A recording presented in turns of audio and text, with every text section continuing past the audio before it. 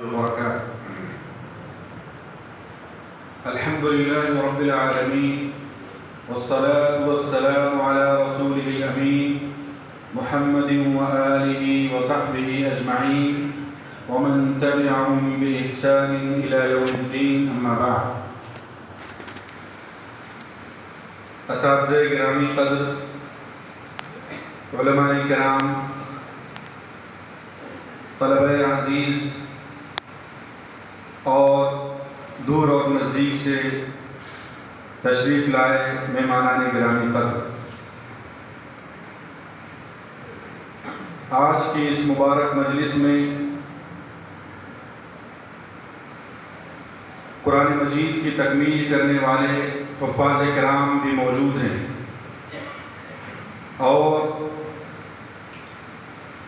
اسلامی شریعت کا جو مدارس کے اندر نصاب مقرر ہے اس کی تکمیل کرنے والے اور خاص طور سے صحیحین کی تکمیل کرنے والے طلبہ بھی موجود ہیں. میں یہاں حفظ قرآن کریم کی تکمیل کرنے والے طلبہ سے چند باتیں کہنے کا ارادہ رکھتا ہوں. کوئی گفتگو اور تقریر نہیں کرنی، ان بچوں سے مجھے چند باتیں کرنی ہیں اور ان بچوں تک مجھے چند پیغامات پہنچانے ہیں، اور کچھ باتیں اپنے ان عزیز طلبہ سے بھی کہوں گا جو اس سال انشاءاللہ سند فضیلت لے کر کے یہاں سے رخصت ہوں گے. طلبہ عزیز، سب سے پہلے میں آپ حضرات کو مبارکباد پیش کرنا چاہتا ہوں کہ آپ حضرات نے قرآن کریم جو دنیا کی سب سے مقدس اور مبارک کتاب ہے، اس مبارک کتاب کو اپنے سینوں میں آپ حضرات نے محفوظ کیا. یہ اپنے آپ میں اتنی بڑی سعادت اور اتنی فضیلت کی بات ہے کہ اس سے بڑی سعادت اور فضیلت کی بات اس دنیا کے اندر کوئی اور نہیں ہو سکتی. اس سے بڑی فضیلت، اس سے بڑا مقام اور اس سے بڑی سعادت کی بات اس دنیا کے اندر انشاءاللہ کوئی اور نہیں ہو سکتی. جس فضیلت کو آج آپ نے حاصل کر کے تکمیل کی سند حاصل اس وقت کر رہے ہیں. اور اس کے بعد میں ان والدین کو خاص طور سے مبارکباد پیش کرنا چاہتا ہوں جن والدین نے یہ فیصلہ کیا کہ اپنے بچوں کو قرآن مجید کا حفظ کرائیں. آج کے اس مادی دور کے اندر ایسے والدین، ایسے سرپرست اور ایسے گھر کے ذمہ داران بہت زیادہ قابل مبارکباد کے مستحق ہیں کہ انہوں نے اپنے ان بچوں کو، انہوں نے اپنے ان نونہالوں کو، اپنے ان عزیزوں کو قرآن مجید کے حفظ کے لیے آمادہ اور تیار کیا. اس اعتبار سے آپ دونوں حضرات بہت زیادہ مبارکباد کے مستحق ہیں کہ یہ جو دور چل رہا ہے، یہ عہد جو چل رہا ہے، اس عہد کے اندر ہر آدمی مادیت کے پیچھے بھاگ رہا ہے، ہر بندہ مادیت کے پیچھے دوڑ رہا ہے.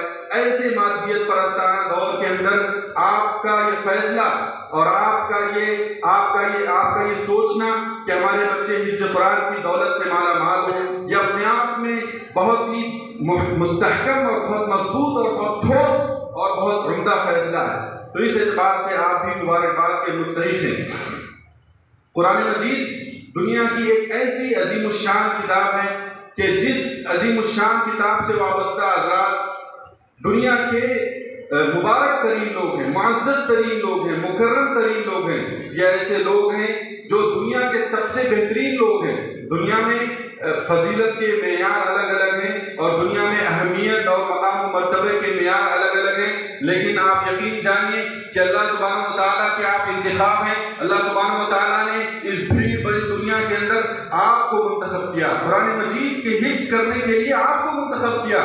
اللہ کے رسول صلی اللہ علیہ وسلم نے فرمایا خیرکم من تعلم القرآن وعلمہ، کہ تم میں سے بہترین وہ لوگ ہیں خیرکم من تعلم القرآن وعلمہ، قرآن مجید کی تعلیم دینے والے، قرآن مجید کو سکھانے والے، قرآن مجید کو سیکھنے والے، قرآن مجید کو اپنے سینوں میں محفوظ کرنے والے. یہ لوگ دنیا کے مبارک ترین لوگ ہیں، یہ لوگ دنیا کے مقدس ترین لوگ ہیں۔ یہ دنیا کے پیمانے الگ ہو سکتے ہیں مگر شریعت کا پیمانہ ایک ہے، اور یہی شریعت کا پیمانہ یہ ہے کہ شریعت کے پیمانے کے مطابق آپ دنیا کے سب سے مبارک لوگ ہیں، آپ دنیا کے سب سے مقدس لوگ ہیں، اور اس کا فائدہ آپ کو دنیا کے اندر بھی انشاءاللہ ملے گا اور آخرت کے اندر بھی انشاءاللہ اس کا فائدہ آپ محسوس کریں گے۔ دنیا کے اندر آپ کو اس کا فائدہ ملے نہ ملے، دنیا کے اندر آپ اس کا فائدہ محسوس کریں نہ کریں، لیکن جب آپ قبر میں جائیں گے اور آپ آخرت میں آپ کا حساب و کتاب ہوگا، اس وقت آپ اس کا فائدہ محسوس کریں گے، اور آپ کے اقربا محسوس کریں گے، آپ کے اساتذہ محسوس کریں گے، خود آپ محسوس کریں گے، آپ کے خاندان کے لوگ محسوس کریں گے۔ جب آپ سے کہا جائے گا اقرأ ورتل كما كنت ترتل في الدنيا فإن منزلتك عند آخر آية تقرأها، پڑھتے جاؤ چڑھتے جاؤ، جنت کے بلند و بالا مقام پر پہنچتے جاؤ، اس وقت آپ کو محسوس ہوگا کہ اس قرآن کی عظمت کیا ہے، اس قرآن کا مقام کیا ہے، اور اس قرآن کو حفظ کرنے کے فوائد کیا ہیں، اس دنیا کے اندر بھی فوائد کیا ہیں اور آخرت کے اندر بھی فوائد کیا ہیں۔ قرآن مجید ایک ایسی مبارک کتاب ہے جس مبارک کتاب کو آپ یعنی دنیا کے اندر بہت ساری، کوئی ایسی کتاب نہیں جس کو گونگے یاد کریں، جس کو اندھے یاد کریں، جس کو بہرے یاد کریں، کوئی دنیا کے اندر ایسی کتاب ہے، کوئی دنیا کے اندر ایسی کتاب نہیں ہے جس کو عورتیں یاد کریں، بچے یاد کریں، بوڑھے یاد کریں، دنیا کے ہر اصناف کے لوگ یاد کریں، کوئی دنیا کے اندر ایسی کتاب نہیں ہے۔ تو یہ قرآن مجید کا معجزہ ہے، اور یہ قرآن مجید کا معجزہ اول روز سے آخر روز تک ہوگا۔ تو یہ آپ حضرات اس حوالے سے بہت ہی مبارکباد کے مستحق ہیں، اور آپ اپنی عظمت کو سمجھیے، اس عظمت کو آپ کو زندہ رکھنا ہے، اور اس عظمت کو آپ کو بحال رکھنا ہے، اور اس عظمت کو آپ کو اپنے سینے میں محفوظ رکھنا ہے کہ آپ دنیا کے مبارک لوگ ہیں۔ اس لیے آپ کے اعمال اور کردار، آپ کی سیرت، آپ کا تعامل، آپ کی طرز زندگی، اس میں قرآن مجید کا انعکاس ہونا چاہیے، قرآن مجید کا عکس ہونا چاہیے کہ آپ اللہ کے رسول صلی اللہ علیہ وسلم کا اخلاق کا خلقہ القرآن، آپ کی زندگی میں یہ قرآن مجید نظر آنا چاہیے۔ میرے عزیزوں، چند باتوں کی طرف میں خاص طور سے آپ کو اشارہ کرنا چاہتا ہوں۔ آپ کی ذمہ داری کیا ہے؟ قرآن مجید آج آپ نے تکمیل کر لیا، اس کے بعد آپ کی ذمہ داری کیا ہے؟ سب سے بنیادی ذمہ داری آپ کی اس کے بعد یہ ہے کہ آپ قرآن مجید کو اپنے سینوں میں محفوظ رکھیں، یہ سب سے بڑی ذمہ داری ہے۔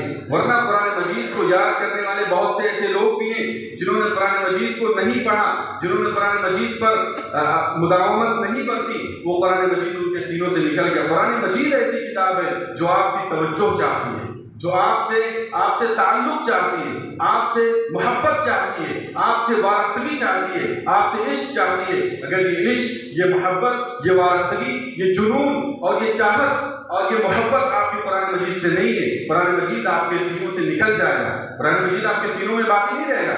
لہذا سب سے بنیادی ذمہ داری یہ ہے کہ آپ قرآن مجید کو اپنے سینوں میں محفوظ رکھیں۔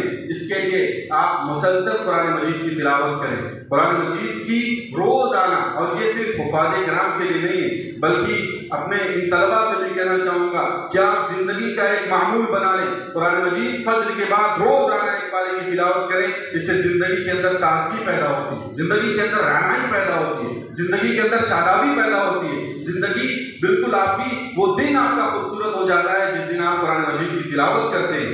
تو یہ قرآن مجید کی برکات ہیں کہ دن کے آغاز سے وہ آپ کا پورا دن مبارک ہو جاتا ہے قرآن مجید کے آغاز سے۔ پہلی بنیادی چیز یہ ہے کہ آپ اس چیز کو، آپ قرآن مجید کو مسلسل پڑھیں، اور دوسری بنیادی چیز یہ ہے کہ قرآن مجید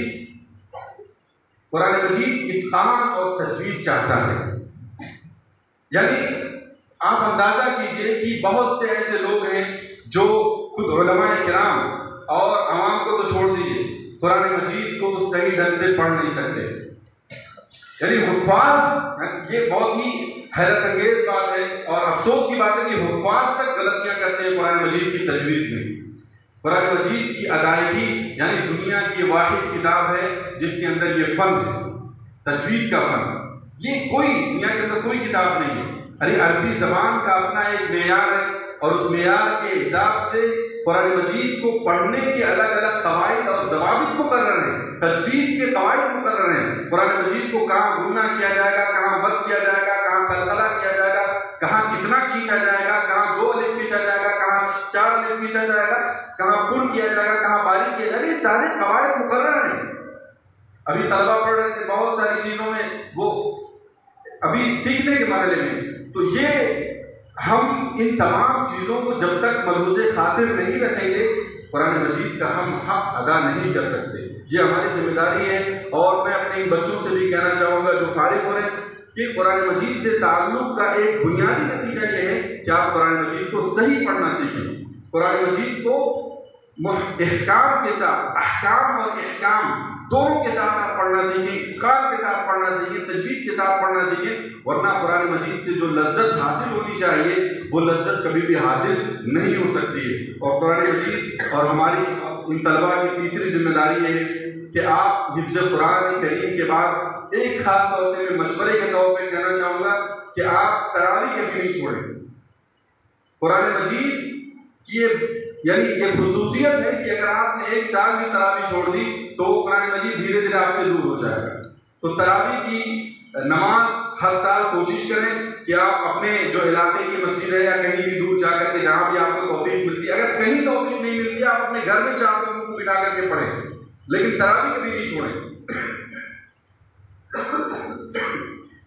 یہ بہت ہی بنیادی ذمہ داری ہے آپ کی. اور ساتھ ہی ساتھ ایک اور اہم بات کی طرف میں اشارہ کرنا چاہوں گا کہ آپ نے ابھی حفظ قرآن کی تکمیل کی ہے. حفظ قرآن کی تکمیل اور اس کے بعد کا جو مرحلہ ہے، قرآن مجید کی جو لذت ہے، قرآن مجید کی جو چاشنی ہے اور قرآن مجید سے جو آپ کو لطف ملنا چاہیے وہ اسی وقت مل سکتا ہے جب آپ ایک عالم دین ہیں. اگر آپ کو عربی زبان نہیں آتی، اگر آپ کو علم شریعت نہیں آتا اور آپ علم شریعت سے متعلق نہیں ہیں تو آپ حفظ قرآن سے بہت زیادہ فیضیاب نہیں ہو سکتے ہیں، بہت زیادہ آپ حفظ قرآن سے فائدہ نہیں اٹھا سکتے ہیں. لہذا آپ حفظ قرآن کی تکمیل کے بعد شریعت کا علم، گہرا علم حاصل کریں، تب جا کر کے آپ کو عربی زبان میں مہارت اور دستگاہ پیدا ہوگی. اور جب عربی زبان میں دستگاہ اور مہارت پیدا ہوگی تو پھر آپ کو قرآن کی لذت کا احساس ہوگا. تو یہ 3-4 باتیں جو میں نے آپ کے سامنے کہی ہیں، ان کا آپ اپنی زندگی میں خاص طور سے خیال رکھیں. قرآن مجید کو مسلسل تسلسل کے ساتھ پڑھتے رہیں اور قرآن مجید کے احکام جو تجوید کے احکام ہیں اور جو پڑھنے کے احکام ہیں ان تمام کو آپ ماہرین سے رابطہ کر کے، اس وقت انٹرنیٹ کا زمانہ ہے اور ان کے ذریعے سے بھی آپ بہت کچھ سیکھ سکتے ہیں. اور ایک اور اہم بات کی طرف میں اشارہ کرنا چاہوں گا کہ خاص طور سے آپ علم حرمین کی تلاوت سنیں. علم حرمین کی تلاوت، اس کے ذریعے سے آپ کے قرآن مجید کے اندر لطافت پیدا ہوتی ہے اور عربوں کے لہجے میں قرآن مجید پڑھنے کے آپ عادی بنیں. یہ عجم کا لہجہ نہ اختیار کریں، عجمیوں کے لہجے کی طرف توجہ نہ دیں، بلکہ آپ اپنا معمول بنائیں کہ روزانہ کچھ نہ کچھ علم حرمین کی تلاوت کو سنیں. اور علم حرمین میں بہت سے لوگ اچھی اچھی تلاوت کرنے والے موجود ہیں، ان کی تلاوت کو آپ سنیں، ان کی تلاوت کو آپ روزانہ سننے کا معمول بنائیں اور اسی طرح سے اسی انداز سے پڑھنے کی کوشش کریں، اسی انداز سے ادائیگی کی کوشش کریں. صرف آواز اور طرز نہ دیکھیں بلکہ یہ بھی دیکھیں کہ وہ لوگ گھننا کیسے کرتے ہیں، مد کیسے کرتے ہیں. یہ بھی بہت اہم ہے. ہمارے بچے کہتے ہیں کہ وہ گھننا کرتے وقت ایک انڈین لہجہ اختیار کرتے ہیں، وہ نہیں ہونا چاہیے. وَمِن قبل دونوں میں فرق ہے نا، دونوں میں بہت فرق ہے.